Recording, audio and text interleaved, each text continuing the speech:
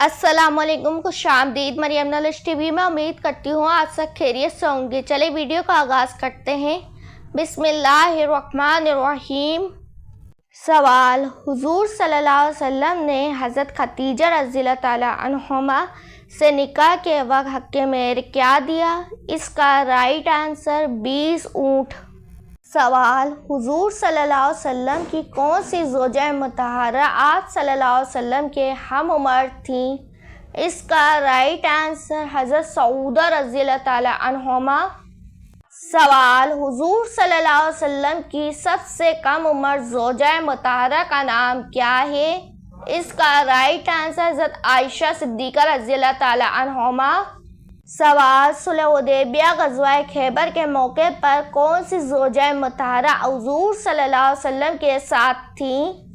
इसका right answer हज़रत उम्मे सलमा रज़ियल्लाहु ताला अन्हुमा। सवाल, हुज़ूर सल्लल्लाहु अलैहि वसल्लम की किस ज़ौजा मुतहरा का आखिर में विसाल हुआ था? इसका राइट आंसर हज़रत उम्मे सलमा रज़ियल्लाहु ताला अन्हुमा। ऐसी मज़ीद मालूमाती वीडियो देखने के लिए मेरे चैनल मरियम नॉलेज टीवी को ज़रूर सब्सक्राइब कीजिएगा। Thanks for watching.